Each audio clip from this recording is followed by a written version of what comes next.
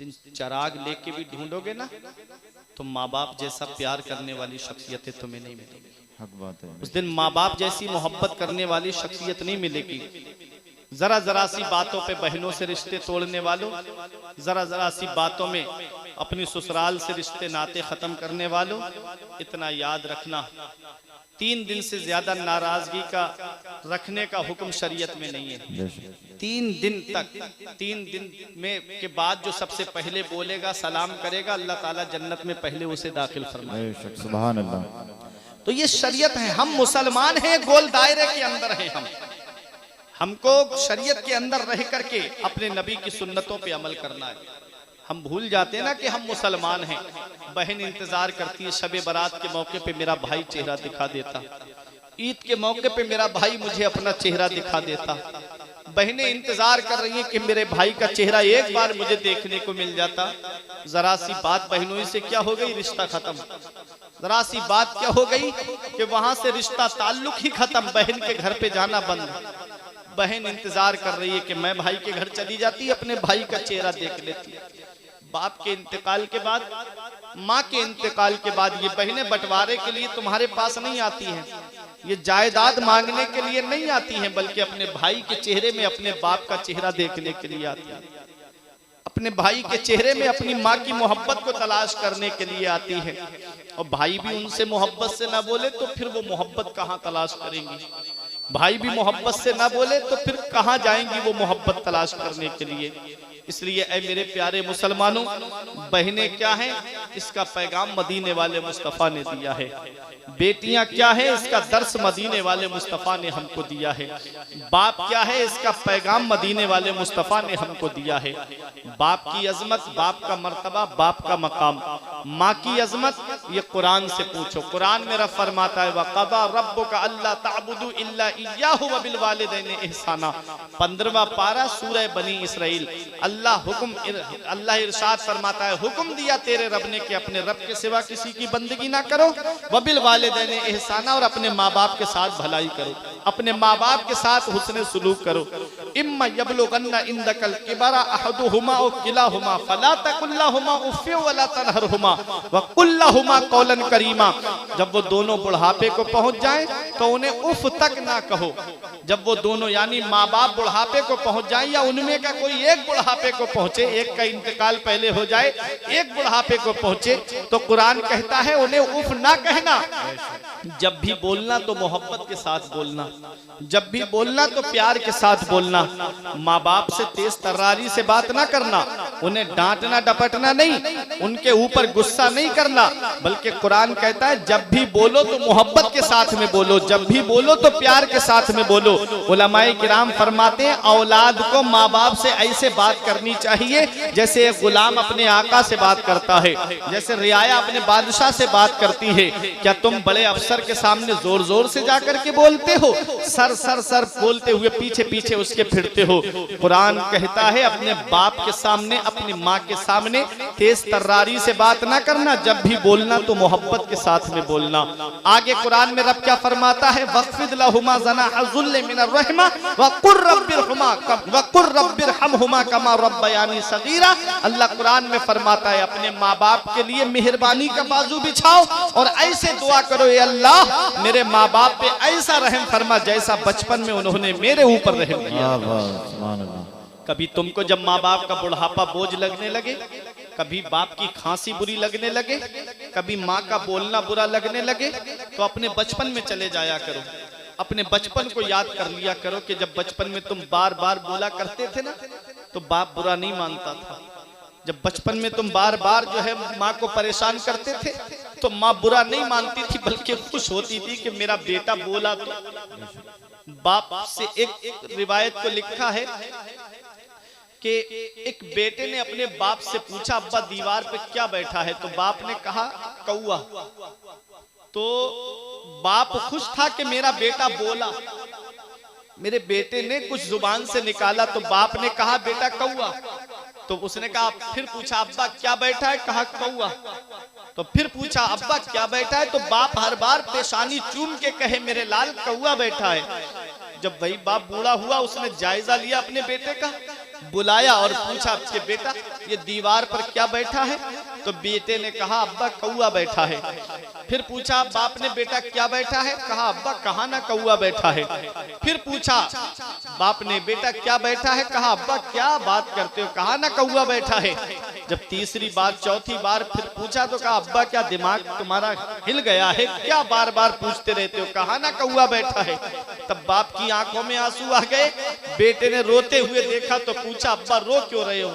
तो कहा बेटा रो इसलिए रहा हूं ना कि जब बचपन में तूने मुझसे 100 मर्तबा तूने मुझसे पूछा अब्बा दीवार पे क्या बैठा है, मैंने हर बार तुझे मोहब्बत से जवाब दे के कहा था कि बेटा कौआ बैठा है। आज 3 बार मैंने पूछ लिया तू मुझ पे गुस्सा करने लगा। आज 3 बार मैंने तुझसे पूछ लिया तू मुझ पे नाराज होने लगा। ये हाल है औलाद का। कभी तुमको माँ बाप की खांसी अच्छी ना लगे तो बचपन में चले जाया करो। आज उनकी तकलीफ तुम्हें बोझ देने लगे तो अपने बचपन को याद कर लिया करो कि जब बचपन में तुम बीमार पड़े थे तो कैसे ये माँ बाप तुमको डॉक्टरों के पास लेकर के गए थे। आज हम ये सारी कुर्बानियां भूल गए ना माँ बाप की। ये सारी कुर्बानियां हमने फरामोश कर दी अपने माँ बाप की। आज माँ बाप बुढ़ापे में पहुंचे, हमने कहा माँ बाप ने हमारे लिए किया क्या है। आज तुमको तो मोबाइल चलाने से फुर्सत नहीं मिलती, आज तुमको फिल्में देखने से फुर्सत नहीं मिलती, चौराहों पे बैठ करके गेम खेलने से फुर्सत नहीं मिलती। कभी बाप के हाथों को देख लिया करो। ये बाप के हाथों की लकीरें तुम्हें बताएंगी कि बाप ने तुम्हारे लिए किया क्या है। मैंने अपने अब्बा से पूछा अब्बा तुम्हारे हाथ की लकीरें कहाँ चली गई? मेरे हाथ की तो लकीरें नजर आ रही हैं, आपके हाथ की लकीरें कहाँ चली गई? तो एक ही जवाब दिया था बेटा तुम्हारी तकदीर बनाते बनाते हमारे हाथ की लकीरें मिट गई, तुम्हारी किस्मत बनाते बनाते हमारे हाथ की लकीरें मिट गई।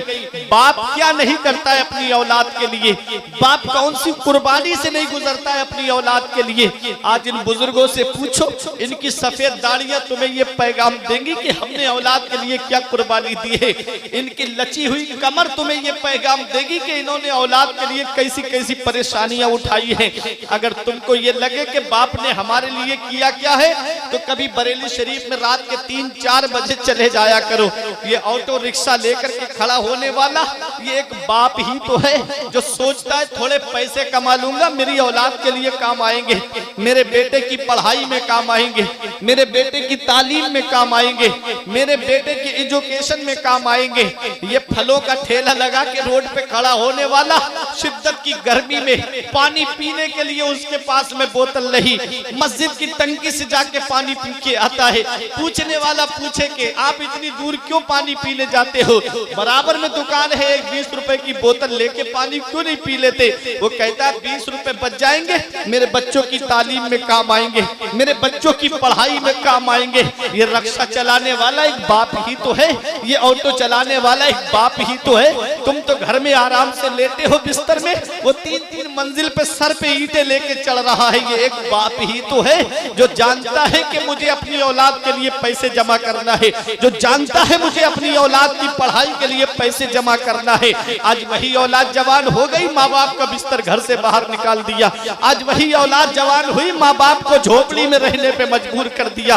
बाप को देखो अपनी मेहनत की कमाई से जब घर बनाता है तो अगर 3 बेटे हैं तीनों को अलग अलग कमरे और रूम बना के देता है। आज वही औलाद जवान हुई, माँ बाप का बिस्तर घर से बाहर निकाल दिया, खुद एयर कंडीशन रूम में रहता है। माँ बाप है कि टीनों में रह के जिंदगी गुजार रहे हैं, माँ बाप है कि झोपड़ी में रह के अपनी जिंदगी गुजार रहे हैं। क्या इसी दिन के लिए माँ बाप ने औलाद को जवान किया था? क्या इसी दिन के लिए माँ बाप ने औलाद को पाला था? कौन सा मुंह लेके जाओगे महबूबे दावर के सामने? कौन सा चेहरा लेके जाओगे शाफे महशर के सामने? कयामत के दिन नबी ने तुमसे पूछ लिया कि माँ बाप की नेमत बुढ़ापे में मिली थी, बताओ उनके साथ क्या सुलूक करके आया है? क्या कहोगे उनका बिस्तर घर से बाहर करके आया हूँ? क्या कहोगे उन्हें टीनों में रहने पे मजबूर करके आया हूँ? मौलाना रूम फरमाते हैं पहली मोहब्बत माँ बाप की है जो दुनिया में बदला मांगती है। अगर तुम अपने माँ बाप के साथ भलाई करोगे तो तुम्हारी औलाद तुम्हारे साथ भलाई करेगी। अगर तुमने अपने माँ बाप के साथ भलाई नहीं की तो बुढ़ापे में ये उम्मीद मत रखना कि तेरी औलाद तेरा सहारा बन जाएगी। इसलिए ऐसे माँ बाप के साई की नाकदरी न कर, धूप काटेगी बहुत जब ये शजर गिर जाएगा। ऐ नौजवानों, आज माँ बाप के साए में जिंदगी सुकून से गुजारने वालों, कभी कभी देख लिया करो जब घूमने निकल जाते हो रात में, माँ को पूरी रात नींद नहीं आती, बेटा बाहर चला जाए हर रात फोन करके पूछना है कि मेरे लाल आज तुम्हारी तबीयत कैसी है, ऐ मेरे लाल अभी तक घर पे क्यों नहीं आए। बाप बिस्तर पे करवटें बदलता रहता है, मेरा बेटा अभी तक घर पे नहीं आया। वो बेटा क्या जाने जो आज अपने दोस्तों के साथ हजारों रुपये खर्च करके चला आता है।